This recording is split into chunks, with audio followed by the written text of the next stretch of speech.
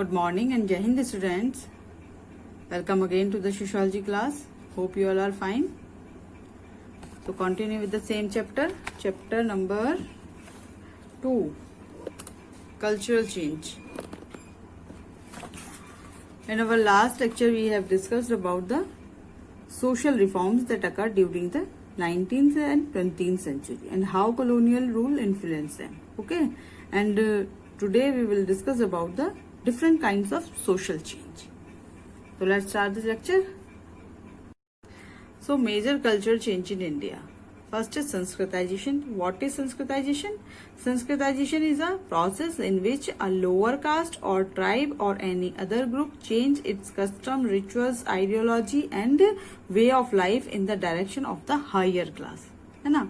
इतनी बार इस बार मुझे लग रहा है सेशन में हम लोग संस्कृताइजेशन को पढ़ चुके हैं और लास्ट सेशन यानी कि 11th में भी हमने संस्कृताइजेशन पढ़ा था और 12th में भी हम संस्कृताइजेशन अब तक रिवाइज काफी बार कर चुके हैं, तो ये फिक्स हो चुका होगा आपके माइंड में आई थिंक, है ना।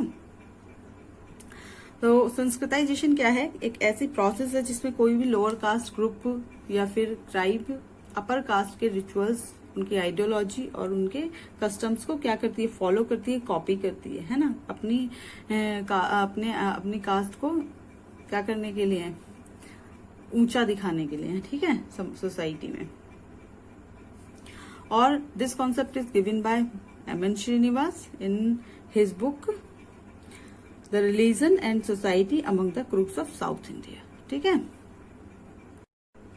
Lower caste copies the lifestyle the upper caste without changing their culture. Lower caste क्या करती है, कॉपी करने लगती है लाइफस्टाइल किसके, अपर कास्ट के, जो हायर कास्ट के यानी कि ब्राह्मण्स होते हैं, ट्राइब कास्ट जिसको बोलते हैं, वो उसके जो लाइफस्टाइल है इसको क्या करना शुरू कर देती है, कॉपी करना शुरू कर देती है without changing their culture. But इससे उनका कल्चर चेंज नहीं होता। ये जो चेंज होते हैं ये सिर्फ ऊपरी कह सकते हैं हम चेंज होते हैं, कल्चर उनके एज इट इज ही रहती है।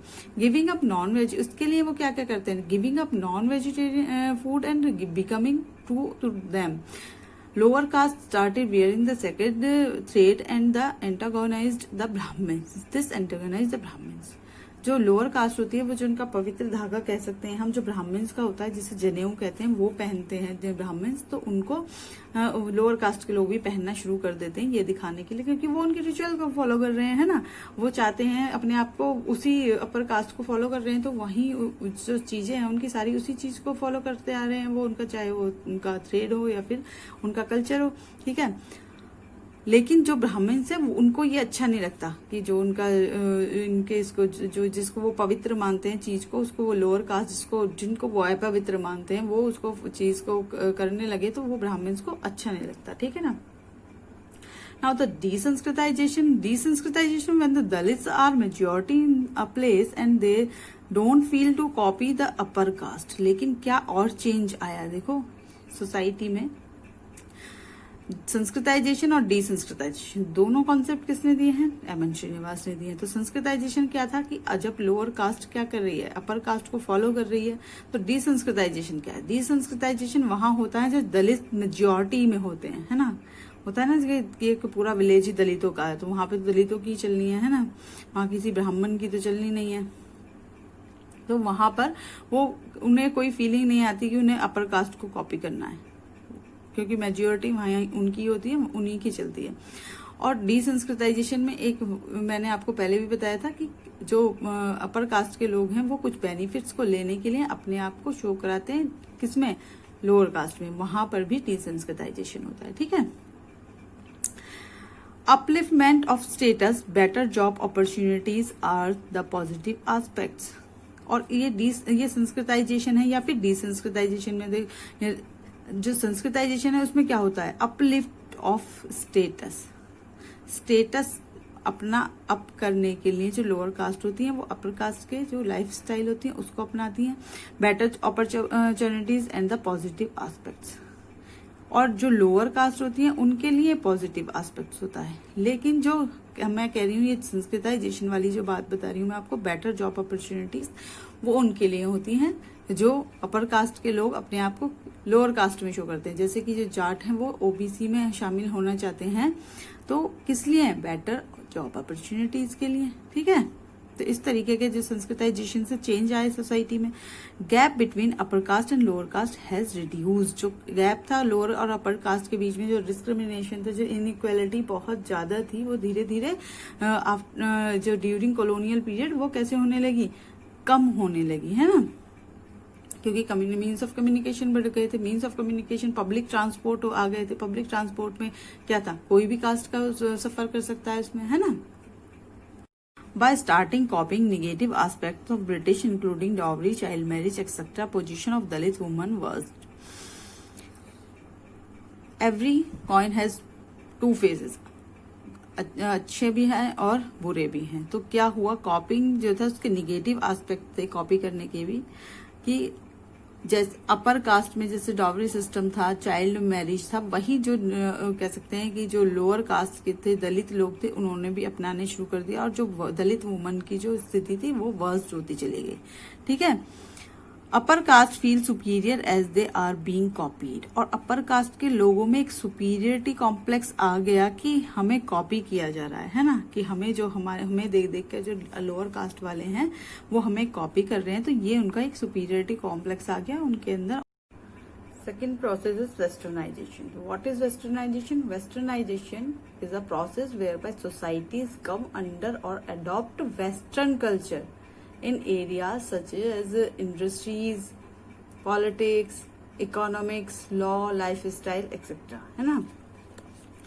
Copying or imitating of Western culture such as values, beliefs, food, clothes, etc. किस किस चीज की कॉपी की जाती है, कल्चर, वेस्टर्न कल्चर की, उनकी वैल्यूज, बिलीव्स, फूड, क्लोथ्स। देखते हैं आप, हम वेस्टर्न फूड जैसे जैसे कि पिज्जा है, बर्गर है, या फिर चाइनीज फूड है, दूसरी कल्चर्स के फूड को हम अडॉप्ट कर रहे हैं। बिलीव्स हैं उनके, जैसे कि कह सकते हैं लिबरलिज्म, फिर और जितने भी हमारे फ्रीडम के जो राइट्स हैं वो सब चीजें हमने वहीं से लिए हैं, है ना।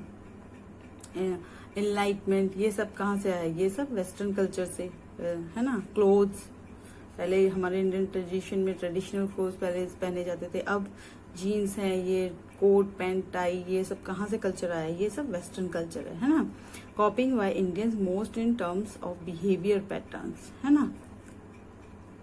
हमारे जो बिहेवियर पैटर्न है उनमें चेंज आया, लैंग्वेज में चेंज आया है ना। लैंग्वेज हमने इंग्लिश लैंग्वेज को अडॉप्ट किया है। There are three levels of westernization in India. Primary level, those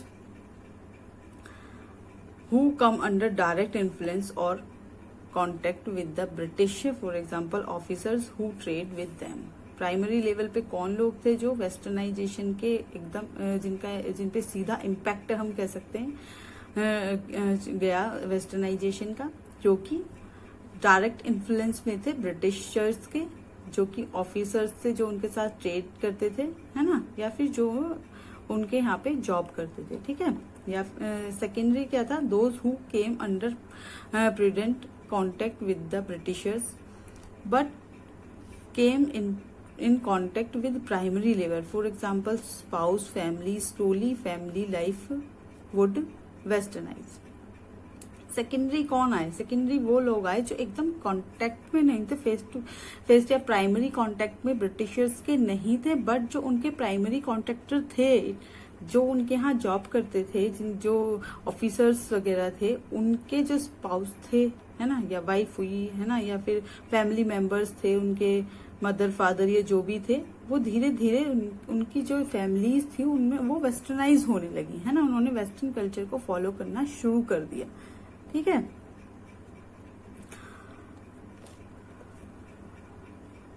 next is Trinity, third level, those who were remotely is contact with the British, for example rural people, जो कि remotely, या फिर हम कह सकते हैं जो कि मिशनरी, जो क्रिश्चियन मिशनरीज थी उनके अंडर में आए, उसको वो पीपल थे। ठीक है। जैसे कि रूरल पीपल, क्योंकि जो क्रिश्चियन मिशनरीज थी वो रिमोट एरिया तक उनकी पहुंच थी, वो वहां तक पहुंच गए थे। तो those who were remotely is contacted with the British like rural people.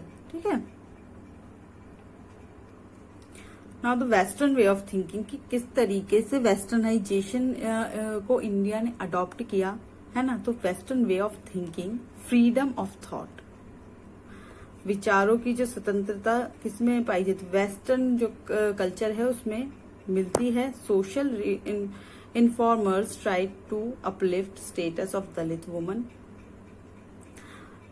उनका क्या था, वेस्टर्न कल्चर में क्या था कि फ्रीडम है, सबकी अपनी वो इंडिविजुअल फ्रीडम को वो महत्व देते थे। जो वेस्टर्न कल्चर के लोग थे, ब्रिटिशर्स थे, वो किसको, इंडिविजुअल फ्रीडम को पूरी तरीके से इम्पोर्टेंस देते थे वो। तो जो सोशल रिफॉर्मर्स थे उन्होंने वहां से ये आइडिया अडॉप्ट किया और इसको यूज करके जो दलित पीपल थे उनके स्टेटस को, वुमन के स्टेटस को अपलिफ्ट करने की कोशिश की। जैसे कि राजा राम मोहन राय थे, और भी मैंने आपको बताए थे रनाडे थे, उन्होंने जो वुमन की बहुत ज्यादा स्थिति उस टाइम पे सोसाइटी में खराब थी, दलित की बहुत खराब थी, तो उन्होंने वो आइडिया को लेके कि प्रत्येक व्यक्ति को फ्रीडम का कह सकते हैं कि हम राइट है, अधिकार है सोसाइटी में, तो उसको लेकर उन्होंने उनके लिए रिफॉर्म्स मूवमेंट जो थे वो चलाए। ठीक है। No liberty, individuals become important. Liberty यानी कि इंडिविजुअल व्यक्ति जो है वो खुद में इम्पोर्टेंट है, उसको अपनी फ्रीडम, अपनी लिबर्टी हर व्यक्ति के पास होनी चाहिए। तो ये कहाँ से आया, ये भी वेस्टर्न कल्चर से ही आया। फिर beside change in behaviour patterns and custom etcetera, there was a change in art and architecture. किस किस चीज में बिहेवियर और पैटर्न्स में तो चेंज आया ही आया, लेकिन साथ साथ जो हमारी इंडियन ट्रेडिशनल आर्ट थी, आर्किटेक्चर था, उसमें भी वेस्टर्न लुक देखने के लिए मिलने लगा। ठीक है। लाइक राजा रवि वर्मा जो थे फेमस पेंटर थे उस टाइम पे, first to paint nuclear family, earlier they would paint only joint family. तो उन्होंने फर्स्ट क्या पेंट की, न्यूक्लियर फैमिली की पिक्चर पेंट की, इससे पहले वो जॉइंट फैमिली की पिक्चर्स ही पेंट करते थे। देखो ये है आपकी जो एनसीईआरटी की बुक है, ये उनकी पेंटिंग है, और ये राजा रवि वर्मा है। ठीक है। आज हम लोग एनसीईआरटी की बुक से नहीं पढ़ रहे हैं, आज हम लोग ए.के. भटनागर की बुक से पढ़ रहे हैं। ठीक है।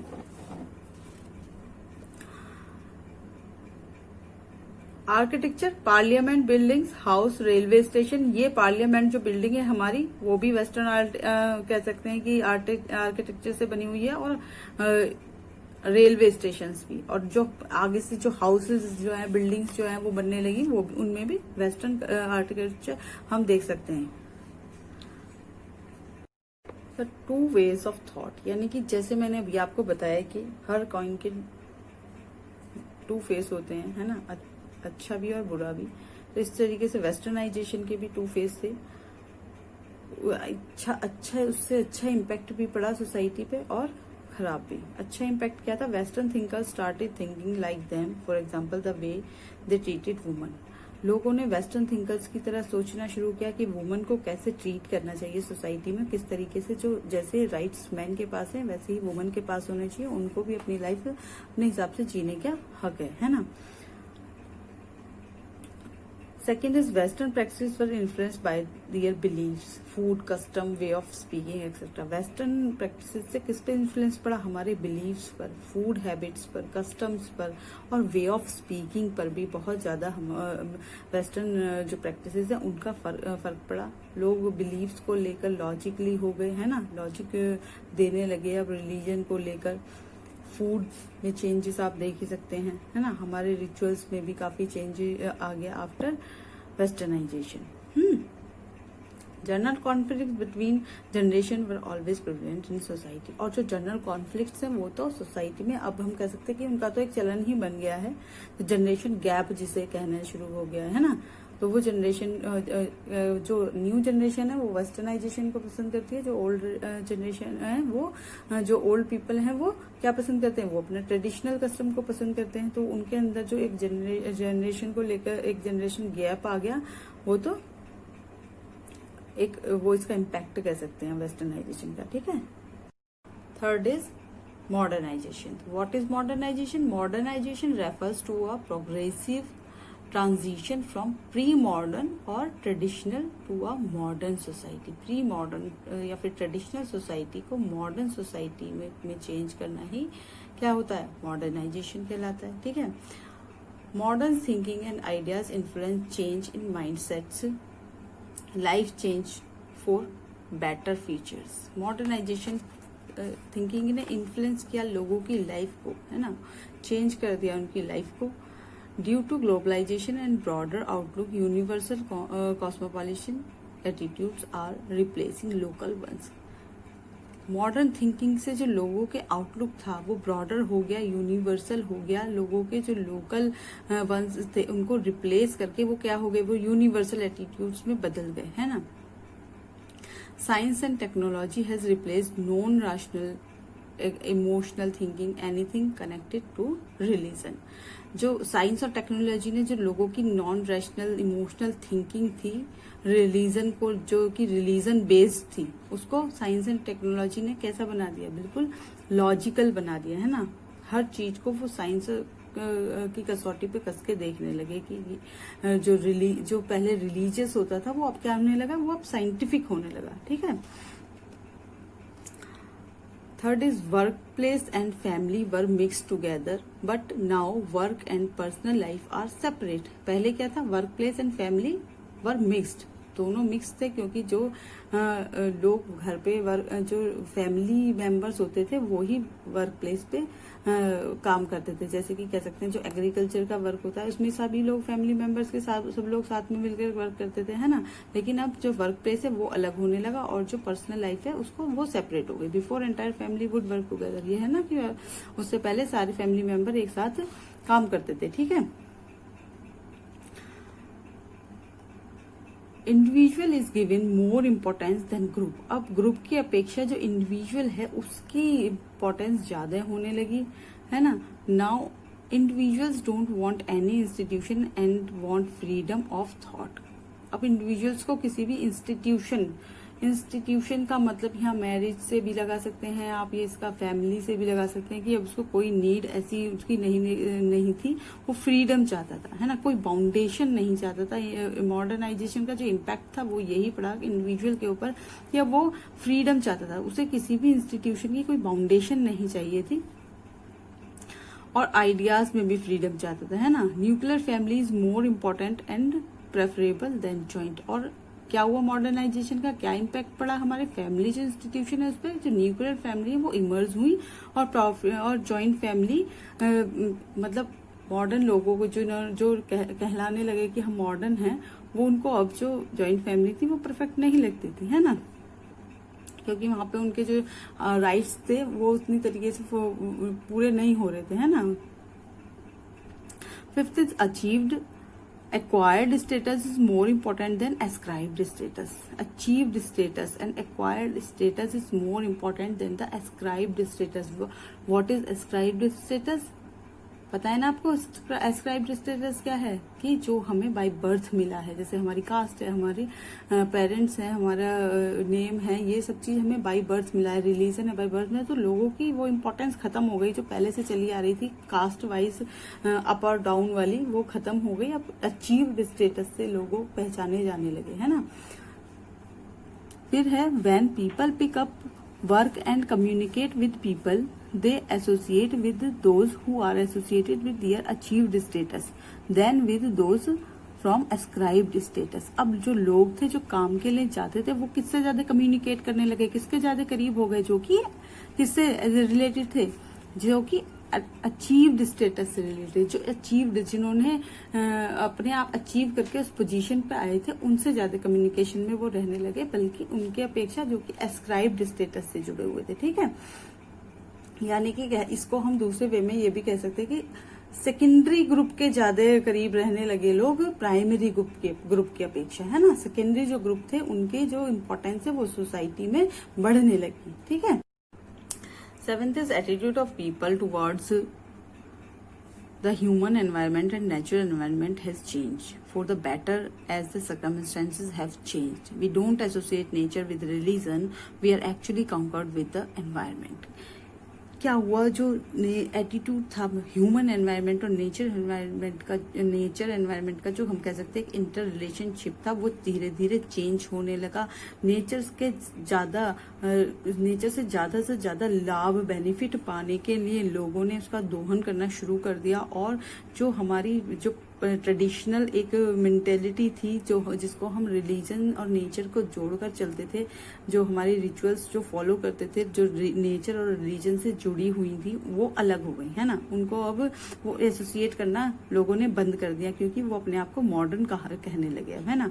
और प्रकृति को कह सकते हैं कि उसकी पूजा करने की अपेक्षा उस पर जीत हासिल करने की का एक कह सकते हैं कि लोगों ने इस चीज को मॉडर्नाइजेशन का नाम दे दिया है ना, कि हम जो मानव है वो अपने आप को इतना वो शक्तिशाली मानने लगा इस चीज को लेकर। साइंस और टेक्नोलॉजी का जो डेवलपमेंट हो रहा था इन सब चीजों को लेकर, कि वो प्रकृति को नेचर को रिलीजन से जोड़ने की अपेक्षा आप ये सोचने लगा कि हम प्रकृति को पर जीत हासिल कर सकते हैं, हम एनवायरनमेंट पर जीत हासिल कर सकते हैं। तो मॉडर्नाइजेशन का जो ये इम्पैक्ट था, इस तरीके से जो सोसाइटी पर, इंडियन सोसाइटी पर पड़ रहा था। ठीक है, modernization and secularization.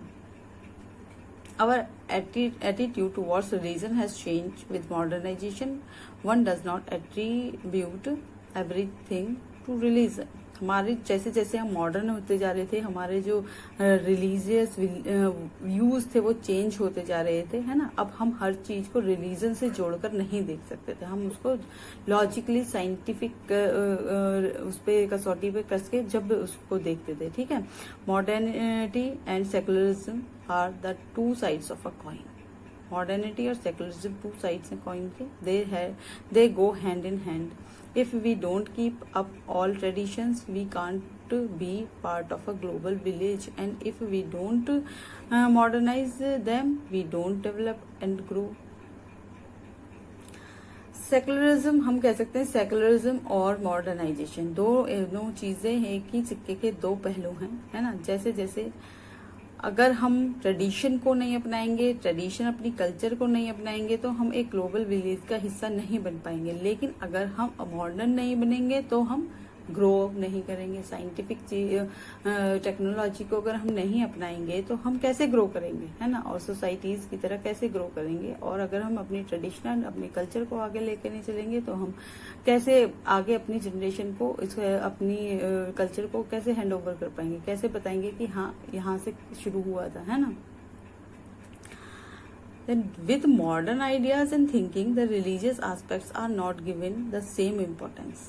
जैसे जैसे व्यक्ति मॉडर्न होता जा रहा था, वेस्टर्नाइजेशन का उस पर इम्पैक्ट आता जा रहा था सोसाइटी में, वैसे वैसे जो रिलीजियस हमारी जो परंपराएं थी, ट्रेडिशन थी, उनकी इम्पोर्टेंस लोगों की निगाह में कम होती जा रही थी, है ना।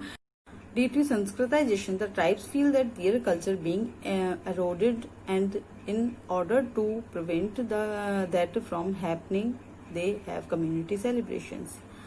जो ट्राइबल्स थी उनको लगने लगा कि ड्यू टू संस्कृताइजेशन जो उनकी कल्चर है वो अडॉप्ट होती जा रही है, वो खत्म होती जा रही है, तो उसको बचाने के लिए उन्होंने कम्युनिटी सेलिब्रेशन शुरू किए, है ना।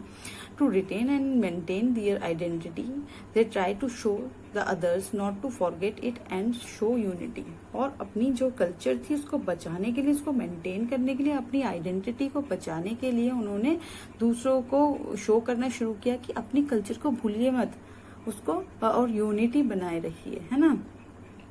उन्होंने जो अपने जो साथी थे उनको कहना शुरू किया कि भाई अपनी जो कल्चर है उसको बनाए रखने के लिए वर्क कीजिए, है ना।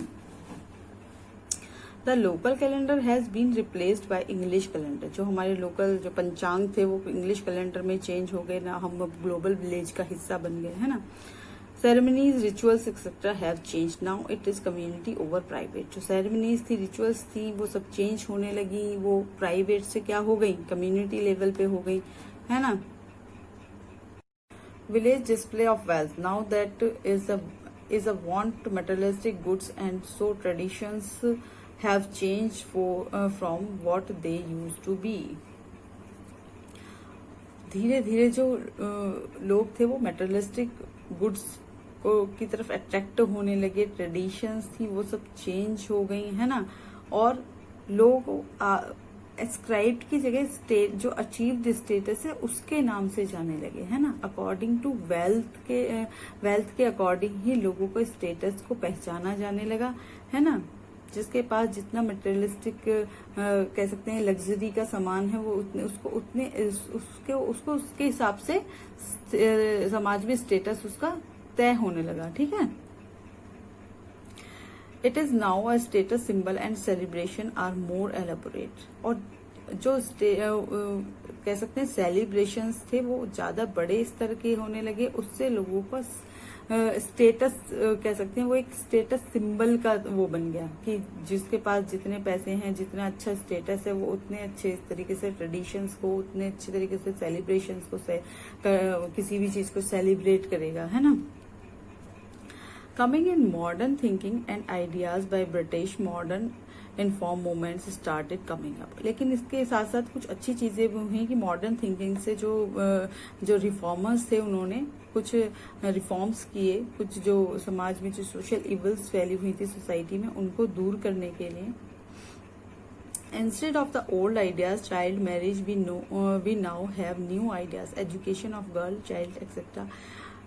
जो पुराने विचार थे जैसे कि चाइल्ड मैरिज, उसको छोड़कर अब लोगों ने नए नए विचार जैसे कि एजुकेशन ऑफ गर्ल्स के बारे में सोचना शुरू किया। ये मॉडर्न कह सकते हैं कि मॉडर्नाइजेशन का एक अच्छा इम्पैक्ट था लोगों के ऊपर।